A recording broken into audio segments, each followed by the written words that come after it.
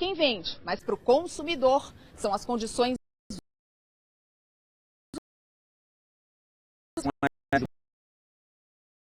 ou as milhas vão vencer. Na verdade, o Código de Defesa do Consumidor não estabelece regras fixas para os programas de fidelização. Os pontos expiram, eu não compro com tanta frequência assim e os pontos vão expirando.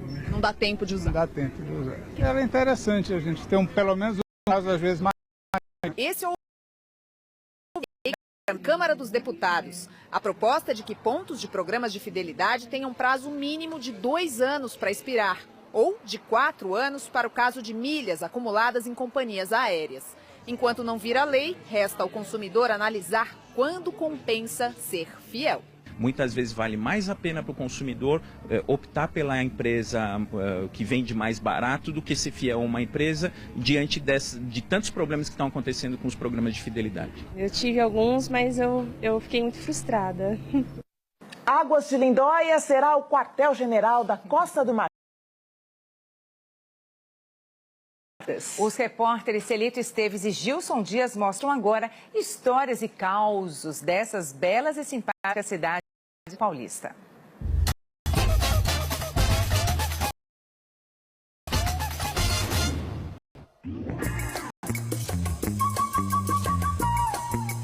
Esse é o barco mais famoso de Porto Feliz. Sim, porque Porto mesmo, a cidade não tem. Ganhou esse nome porque nasceu às margens do rio Tietê. Mas isso é história. O que tem hoje aqui é povo feliz. Só que não com o futebol. O povão tá meio dividido nessa parte aí de futebol, né? Tá meio nem te ligo pra Copa do Mundo. Saúde, moça. Aliás, esporte é saúde. E tá vindo pra cá uma seleção. O Brasil? Não, Honduras, que já ganhou da gente. Na Copa América em 2001. Ainda assim... Primeira vez que eu ouvindo falar disso daí. Imagina, Honduras fica na América Central, é banhada pelo Mar do Caribe. Mas como diz o ditado, beleza não foi mesa. Olha o que estão falando sobre a vinda ao Brasil. Visita de médico. Como assim? Hã? Como de médico? Vem e vai embora. Já não passa a primeira fase? Não. Visita de médico. Essa foi boa. Talvez o naipe da seleção não chame muito a atenção dos adultos. Agora, pra criançada que adora futebol, só saber que vem pra cá uma seleção que vai disputar a Copa do Mundo já é motivo de muita alegria. Os alunos da escolinha do Vitória, da Bahia, em Porto Feliz, estão curtindo o momento. Mesmo sabendo que nas 2 únicas Copas que disputou, foi eliminada na primeira fase. De Porto Feliz, vamos rodar até Águas de Lindóia. Sabe quem vem pra cá? Costa do Marfim! Costa do Marfim! Tava assim em cidade grande para querer sediar a Costa do Marfim, mas a gente que levamos. 17 mil habitantes apenas e é uma subsede da Copa. É pequenininha, mas a gente tem uma força. Essa euforia toda é porque a cidade vive do turismo. E com o nome vinculado à Copa, vai girar o mundo. Águas de Lindóia. Foi o lugar que a Costa do Marfim escolheu por causa da natureza e das águas termais. E foi num dos clubes onde o povo se diverte que ouvimos uma história, digamos, do mundo da lua. Quem conta é Dona Miriam, que defende o fato com unhas e dentes e com uma nota fiscal. Saiu daqui a água que os americanos levaram para a Lua a bordo da Apollo 11? Tá aqui a nota e tá aqui a garrafa. E diz que não acredita para ver. Você acredita agora? Ainda não. Eu acredito. O que eu faço, então? Acredito, Dona Miriam, não acredito. Mas olha, eu sou neta do fundador da cidade. Foi ou não foi, Malu? Eu acredito, Dona Miriam. Vamos lá. Tá aqui a nota. Se a água é preciosa desse jeito... Só um golinho, vai ser a maior riqueza. Só um golinho, Dona Miriam. Então guarda. Mas você pensa que é só essa? Guarda ela aqui, então, no paninho. Vamos guardar o tesouro da Dona Miriam. Bom, mas voltamos ao futebol. A um lugar que merece nota alta quando se fala em hospedar atletas. Todo dono de hotel que se propõe a receber uma seleção para jogar a Copa do Mundo tem que se preparar para isso, ou seja, mergulhar no mundo da bola, porque jogador de futebol é um hóspede diferenciado. Agora esse hotel, dá uma olhada, parece que nasceu para a ocasião. E certamente isso tem tudo a ver com esse senhor que está chegando aqui. Lembra dele, né? Senhor Oscar, 3 Copas do Mundo, capitão da seleção brasileira. Tudo bem? Tudo bem. Tudo bem, deu pra ver. Foi assim na vida de atleta, tá sendo assim na vida de empresário. Oscar é o dono do empreendimento onde vai ficar a seleção africana. Nós nunca esperávamos que um dia pudéssemos aqui receber uma seleção de Copa do Mundo. E infelizmente fomos agraciados com isso. A cidade toda foi. Bem-vinda à Costa do Marfim. E para comemorar em Águas de Lindóia... Fui!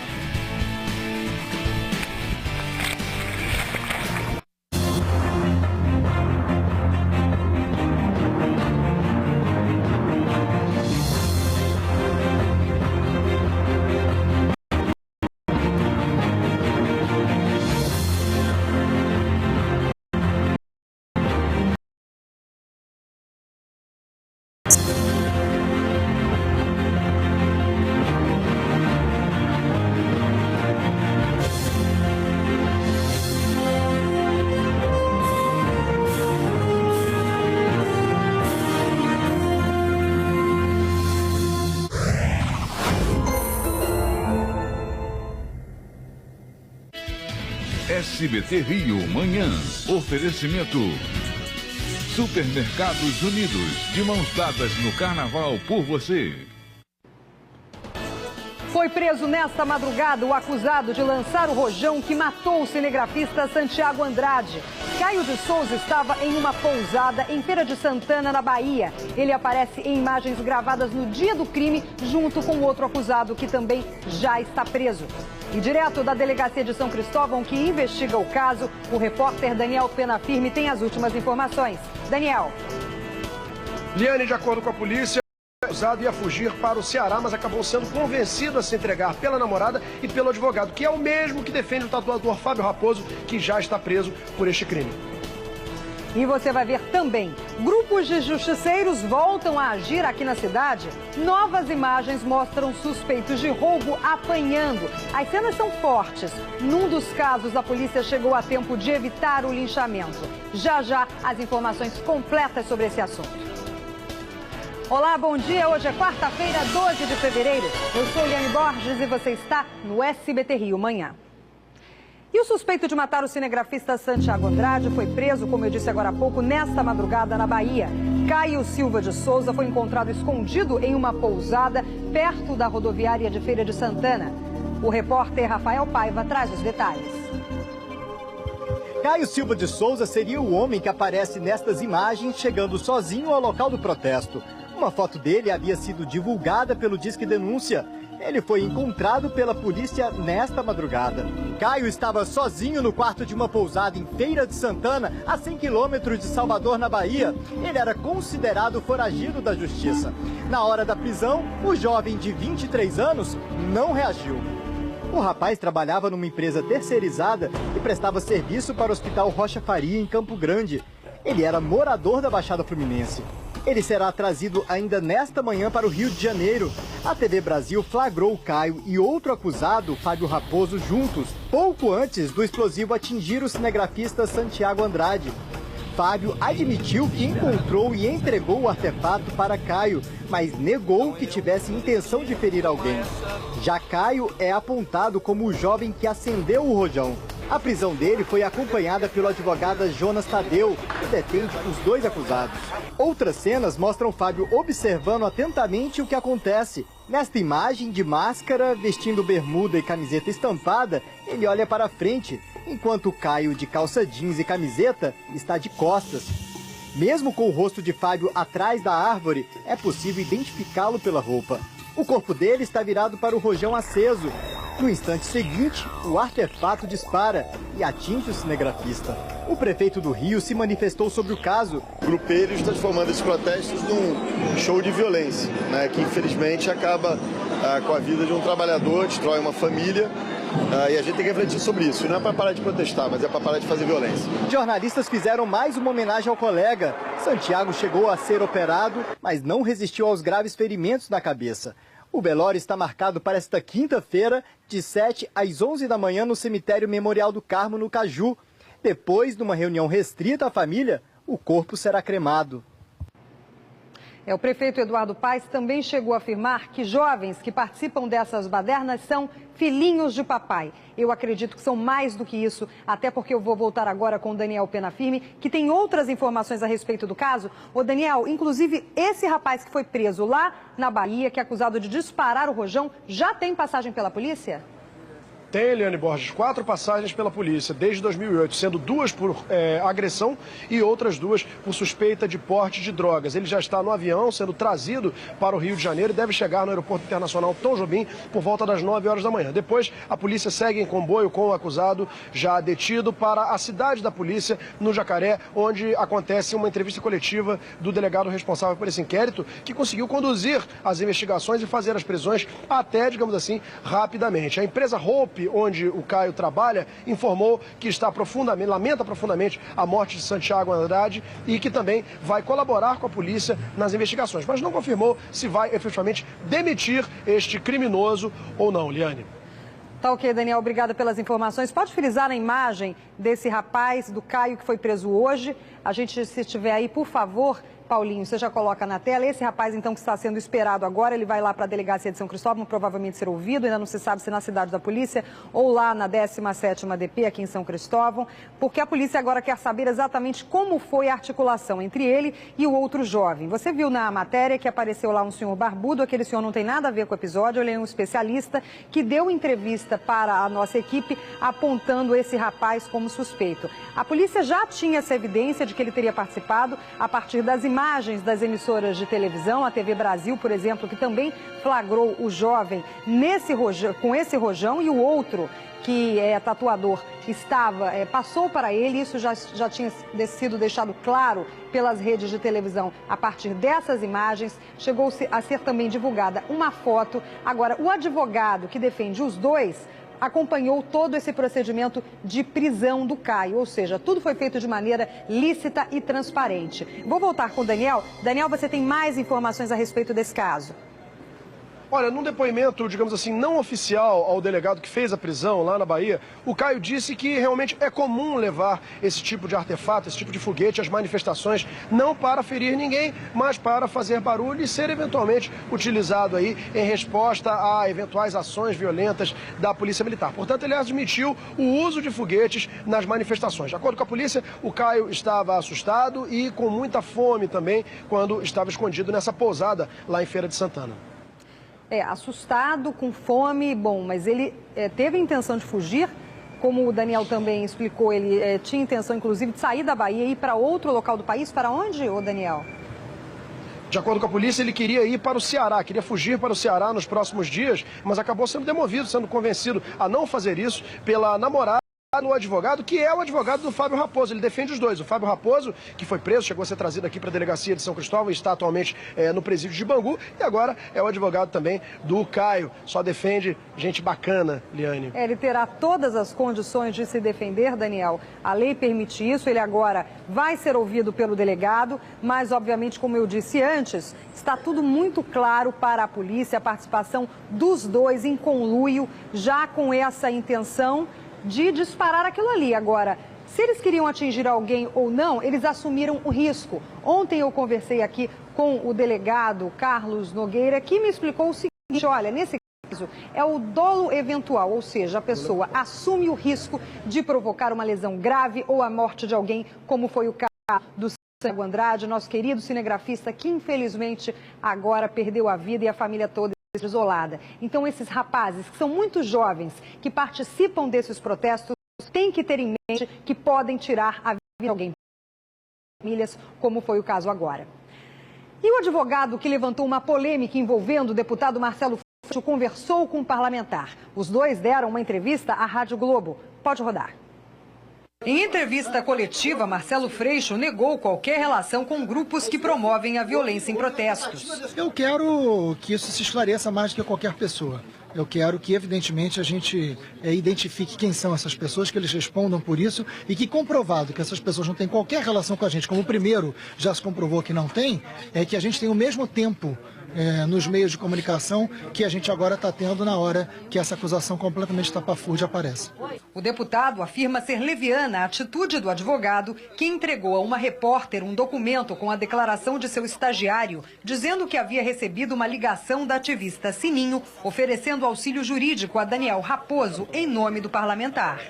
Freixo e o advogado Jonas Tadeu Nunes deram uma entrevista à Rádio Globo.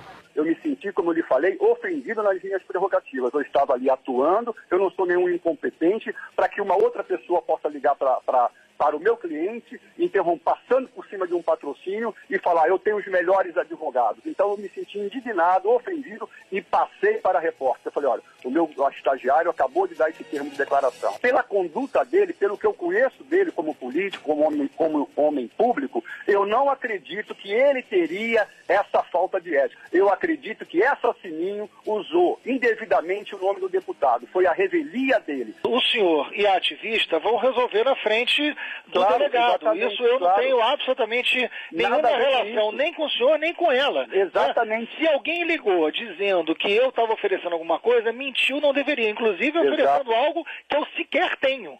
É um serviço que eu sequer tenho, que é o de atendimento jurídico. O senhor, doutor Jonas, não nasceu ontem. Né? O senhor, doutor Jonas, foi no mínimo inconsequente. Já a ativista Sininho publicou na internet a sua versão sobre os fatos. Eu mesmo liguei para o Freixo e falei com ele. A minha ligação com o Freixo foi bem clara e curta. Eu informei que ele estava indo que ele estava na 17ª DP e que ele ia ser mandado para o presídio. E que se ele pudesse de alguma forma ver se estava tudo bem para não acontecer nenhuma maldade com ele.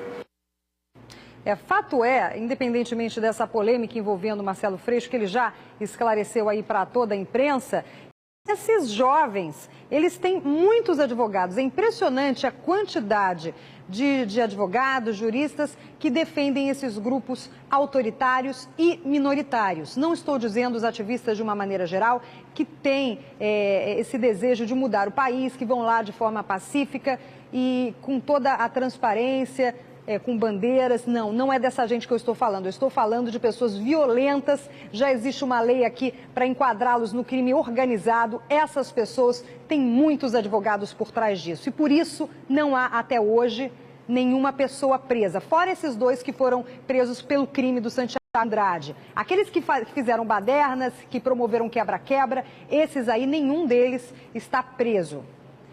No momento de muita dor, a família do Santiago Andrade tomou uma sábia decisão, a doação de órgãos. A atitude pode salvar a vida de muitas pessoas que esperam na fila de transplantes. Veja então na reportagem. Após confirmada a morte cerebral, o corpo de Santiago Andrade foi mantido funcionando em aparelhos para possibilitar a remoção dos órgãos. A doação precisa ser sempre autorizada pela família, o que aconteceu no caso do cinegrafista. Hoje, milhares de pessoas esperam na fila por um transplante. Um único doador pode trazer alívio para muitos doentes. O ator Duda Ribeiro é um dos exemplos da importância da doação de órgãos. Em 2009, descobriu um câncer no fígado. Chegou a ser desenganado pelos médicos. E após 2 anos de luta contra a doença, a única alternativa era o transplante. Desde o começo, desde o primeiro momento que foi diagnosticado o câncer, a metástase no fígado, eles já me disseram que o transplante seria a solução. Não haveria, nem através de quimioterapia, nenhum outro tratamento poderia acontecer. Esse período é um período diante para quem precisa, porque você vai para o centro cirúrgico como se fosse operar. E aí quando chega a resposta de que lá na captação, que é uma cirurgia também, não serviria para mim. Em 2011, Duda foi submetido à operação e hoje conta como venceu a doença graças à solidariedade de parente, mas pensou no próximo. Ele só tem a agradecer. É uma dívida eterna, né? Para mim ela é uma lição de desapego, de amor ao próximo. E eu sempre digo isso, que a gente tem que fazer valer esse sacrifício dela. Então a minha existência, minha maneira de viver tem que valer a pena o sofrimento dela ter perdido um filho e dele, inclusive, ter falecido para que eu pudesse existir. Um abraço ao Duda Ribeiro, que deu essa entrevista. Ele sempre fala sobre o assunto, até porque é importante para esclarecer. Existem muitos mitos a respeito, existe a questão do tráfico de órgãos que as pessoas têm medo, mas quando você tiver um parente, mesmo na sua dor, no seu sofrimento, pense que existem várias outras pessoas que podem ser beneficiadas e que podem continuar a viver, como foi o caso do ator. E a família do Santiago Andrade fez isso. De acordo com o Programa Estadual de Transplantes, o fígado e os rins do Santiago já foram transplantados e as 2 córneas levadas para o banco de olhos. Olha quanta gente não pode viver, né? Independentemente do sofrimento da família, nesse momento é importante que se pense que existem outros doentes que vão sim ter uma vida e que pode ser uma vida muito duradoura e muito feliz graças àqueles que tiveram solidariedade. E para falar mais sobre a doação de órgãos, eu vou voltar agora ao vivo com o Daniel Penafirme, que está lá com o médico, que esclarece todas essas questões envolvendo o transplante. Daniel, como é que é essa situação? Muita gente se preocupa com a doação de órgãos. Então, por favor, explique para a gente. É verdade. Para falar sobre esse e outros temas, aqui ao nosso lado, Rodrigo Martinez, ele que é coordenador do programa de transplante de fígado do Hospital Cletino Fraga Filho, o Hospital do Fundão. Qual é a situação hoje da fila de espera? Tem muita gente esperando por um órgão? Infelizmente, a fila é grande e o número de doadores que a gente tem para a quantidade de pacientes esperando ainda é um número muito pequeno. Agora, com relação à doação, a gente sabe que a pessoa não pode doar em vida, mas o que ela pode fazer? Deixar algum documento para que essa decisão não caia no colo da família num momento difícil e às vezes não toma a melhor decisão? Infelizmente, no final das contas, a decisão acaba sendo da família. Então, é essencial que a família esteja pronta, que se converse com a família e já deixe claro a vontade, já se deixe manifesta a vontade de se doar os órgãos. Porque, no final das contas, o que vai se perguntar é para a família. Não existe algum tipo de documento em avalor. Certamente a família, independentemente da vontade do doador, tem que ser consultada, até por questões do enterro, as pessoas ficam preocupadas. Por exemplo, é uma dúvida minha. No caso da doação de pele, como é que fica? O velório, o enterro pode ser feito em caixão aberto? Como é que fica essa situação? Ou não? Tudo feito de uma forma que a gente consiga preservar ao máximo o aspecto do cadáver e isso não costuma atrapalhar em nada, nenhum tipo de cerimonial, de nenhuma forma.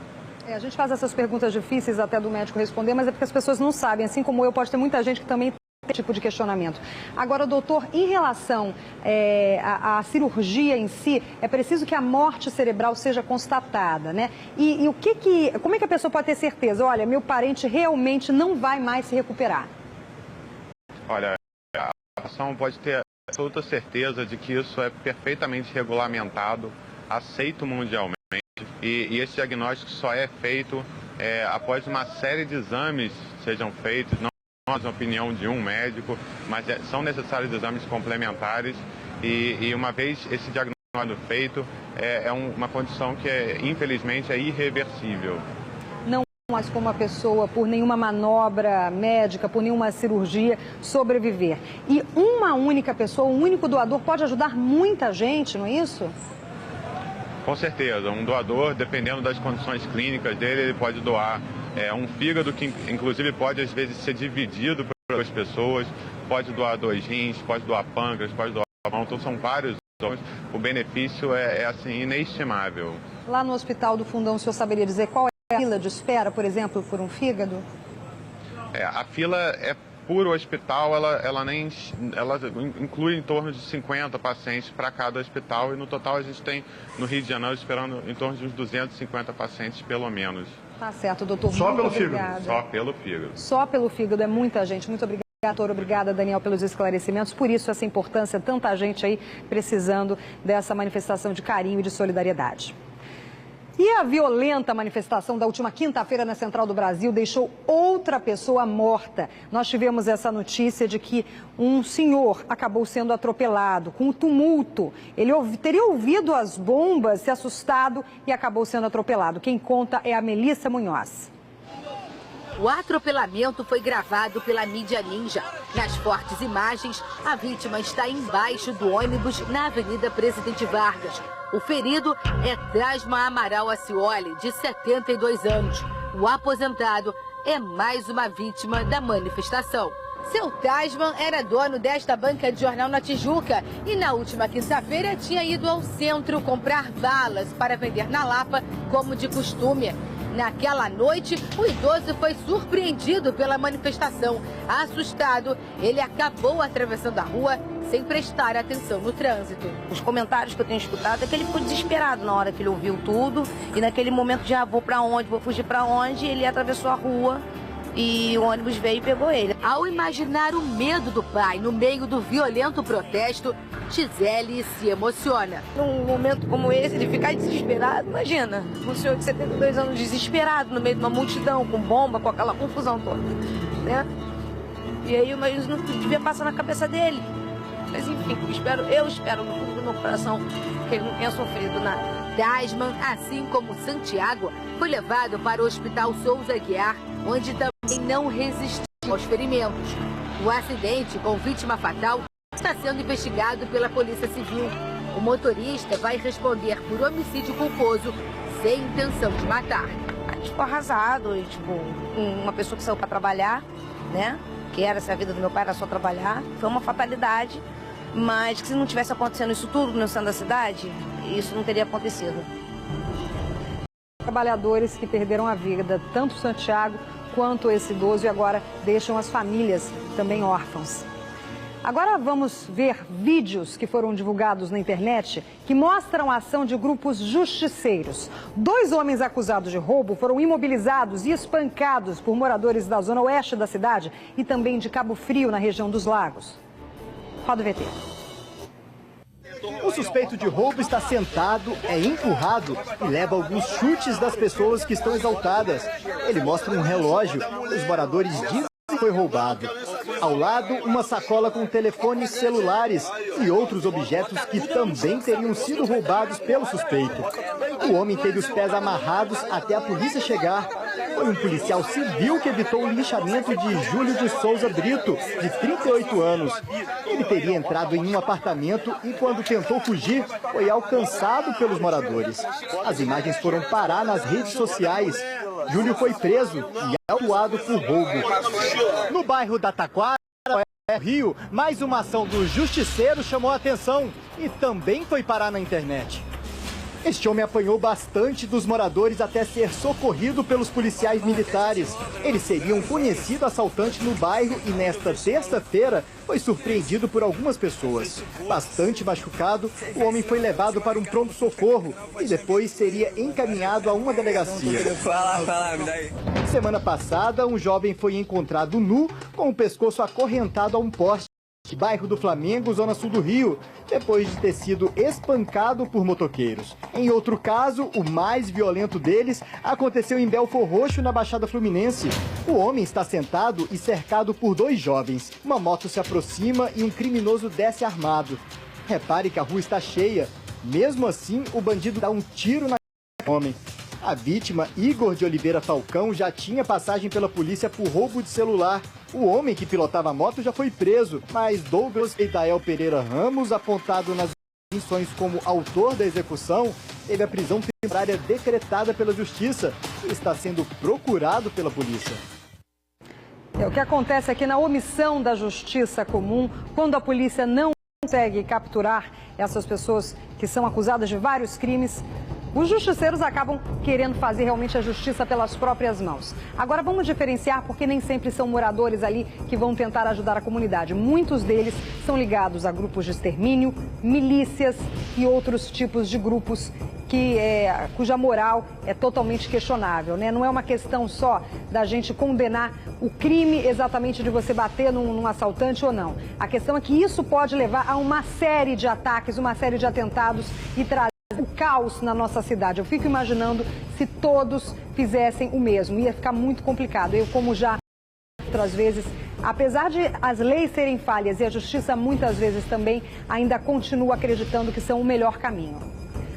Moradores da Praça Seca, em Jacarepaguá, vivem momentos de pânico pela 2ª noite consecutiva. Vamos ver as imagens? Tudo começou com uma manifestação de moradores da comunidade Batomuxi. O protesto foi contra a morte de 2 moradores. Houve quebra-quebra. Uma pessoa na comunidade do Chacrinha morreu por tiros disparados por homens que passavam de moto. Centenas de pessoas participaram da manifestação. Eles chegaram a fechar a rua Cândido Benício por cerca de 3 horas.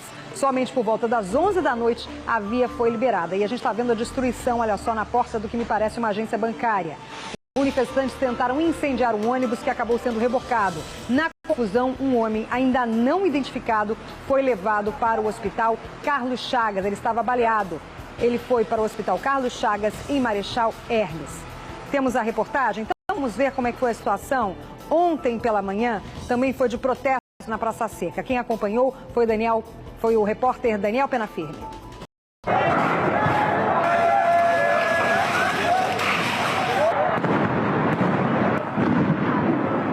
Pela manhã, a movimentada rua Cândido Benício, na Praça Seca, virou uma praça de guerra. E vê um banheiro químico que foi incendiado pelos manifestantes. Olha ali, os manifestantes colocando mais materiais das obras das Carioca. Os bombeiros, protegidos pelos policiais da tropa de choque, começam nesse momento a jogar a água em direção a essa grande fogueira que foi feita no meio da pista. No tumulto, um grupo de manifestantes cercou e tentou tomar o fuzil de um dos policiais. O policial deu 2 tiros para o ar nesse momento. Situação cada vez mais tensa. E nesse momento a tropa de choque começa a agir, jogando bombas de efeito moral em direção aos manifestantes. A população está atacando pedra em direção aos policiais. É arriscado até pra gente ficar por aqui. Ali dentro do carro da polícia a gente consegue ver, olha, tem 2 pessoas, pelo menos 2 pessoas detidas por ali. Tem mais confusão nesse momento. Mais confusão nesse momento. A população não quer que a polícia leve essas pessoas presas. Tá aí a polícia tentando abrir caminho para que a viatura consiga deixar o local, levando essas 2 pessoas que foram detidas. Mais bombas são atiradas pela polícia. Os policiais do batalhão de choque agora fazem uso das bombas de efeito moral e começa a voar pedra na direção dos policiais. Recua, Gonzaga, recua, recua. A manifestação dos moradores da favela do Batomuxi começou ainda de madrugada, quando um ônibus foi incendiado. O trânsito foi interrompido e prejudicou a rotina de quem precisava chegar ao trabalho. E aí, sem ônibus, como é que faz? Ainda difícil, né? Viemos da Taquara andando. Tem que ir andando, tem que ir andando. Tem que ir andando pro trabalho. E o atraso? Muito grande, mais de 1h30. E o transtorno? Enorme. Tem que dar satisfação pro patrão agora. Os manifestantes protestavam por causa da morte de 2 moradores da comunidade durante a madrugada, após uma abordagem da polícia. Um deles foi identificado apenas como Binho. O outro é Alan de Souza Pereira, de 20 anos, que, segundo a família, trabalhava como mototaxista. Ele foi baleado na cabeça. Familiares da vítima dizem que ele e o amigo estavam numa moto quando foram executados pelos policiais. Os 2 homens haviam ido comprar uma balança de motocicleta, peça que teria sido confundida pela polícia com um fuzil. Eles tentaram fugir com medo porque no momento eles estavam sem habilitação. Falaram que ele estava armado, só que ele não estava armado. A polícia informou que os 2 mortos faleceram após uma perseguição com troca de tiros. Eles e outros 2 homens em 2 motocicletas teriam tentado assaltar um pedestre quando foram abordados e reagiram, dando início ao confronto. Com a execução deram um tiro de fuzil na cabeça dele de frente.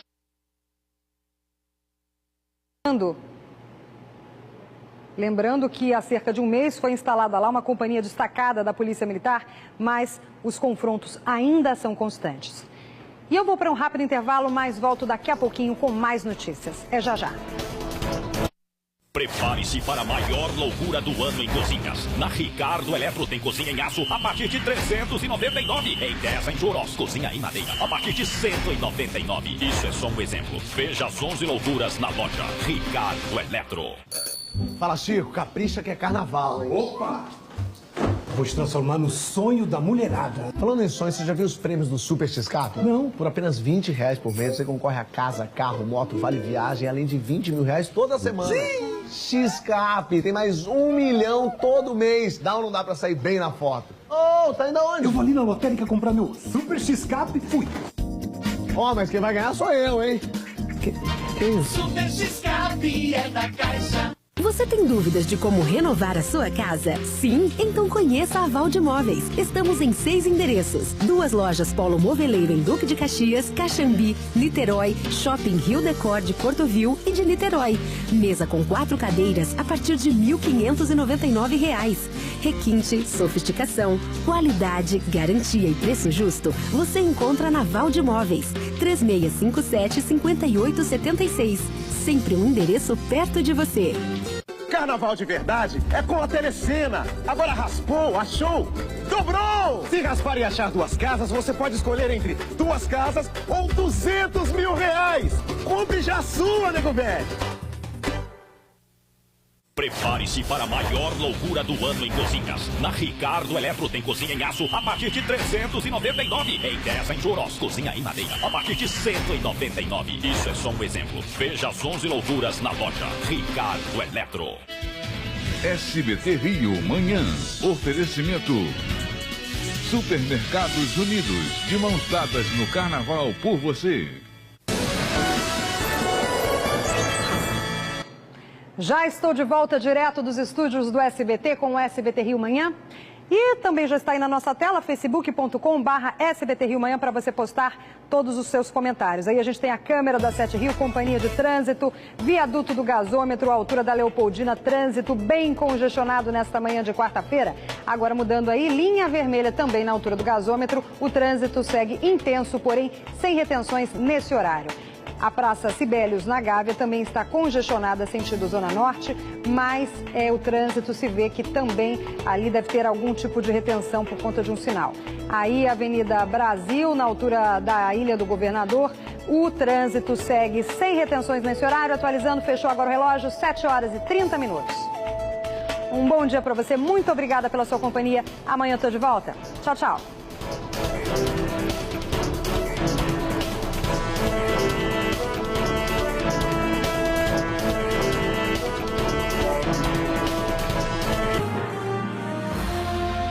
7 horas mais 30 minutos pelo horário brasileiro de verão, 7h30, hora oficial do Brasil. Muito obrigado pelo seu carinho, obrigado pela preferência e pela audiência todas as manhãs, todo dia, junto com a gente aqui no SBT, você que acorda e que desperta recebendo as primeiras informações de todos os dias. São Paulo enfrenta o mais rigoroso verão dos últimos 70 anos. Só para você ter uma ideia, neste mês de fevereiro já foram 10 recordes de temperatura em 11 dias. Os donos de bares que comemoram.